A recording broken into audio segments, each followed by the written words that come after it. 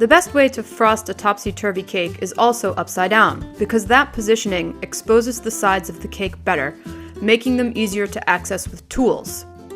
So continue here as with the carving of the sides by working on the cake upside down, keeping it sandwiched between two cardboards. Begin applying the crumb coat while pressing on the top piece of cardboard with the opposite hand to maintain leverage with the cake. Do not frost on the top of the cardboard, and do not remove that top cardboard, just hold it in place. Once the crumb coat is complete on all sides, return the cake to the refrigerator for 10 minutes or until the frosting is hard. Now I'm applying the final coat to the sides of the cake only. Normally I would use the same color for both the crumb coat and the final coat, but in this case I changed my mind about the color of this tier and decided to go with a light chocolate brown instead. Note how much easier this is to do on an upside down cake. If you want to learn more about this cake frosting method, you can get my 2 best frosting recipes, plus 30 minutes worth of video tutorials in the book Smooth Buttercream Cake Frosting.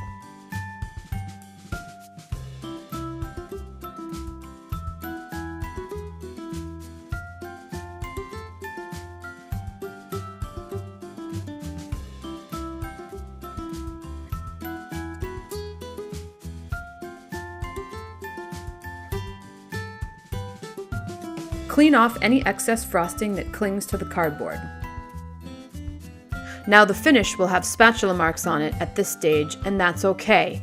Don't waste time trying to perfect it. Instead, return the cake to the refrigerator for at least 1 hour or until the frosting is fully hardened. Once the frosting is hard, whittle it down to a smooth finish by spinning the wheel while working the blade of a bench scraper up the sides. Clean off the blade periodically. You can also use the blade to redistribute frosting if a dent or hole needs to be patched or smoothed over.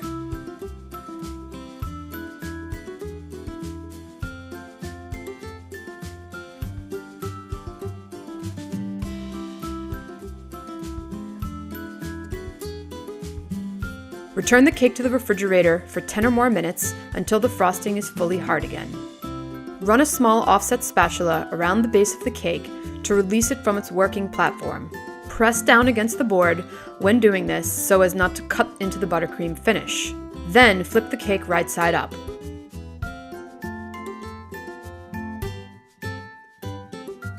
Clean any excess frosting off the platter. Remove the top piece of cardboard, then add a thin crumb coat of buttercream to the top.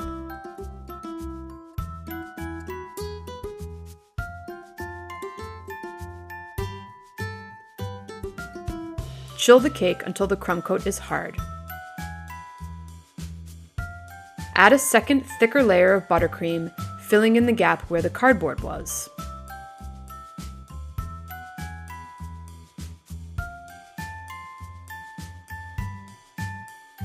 Once the top is all filled in, use a medium offset spatula to level it off. Then clean up the sides, making them smooth. As long as the cake is well chilled, it should hold its edge.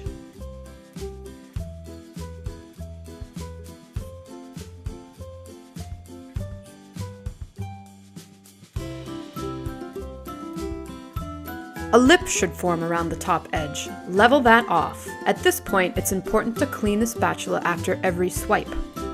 Notice how I'm using only that outside edge of the blade, as that yields a smoother finish with less jagged spatula marks.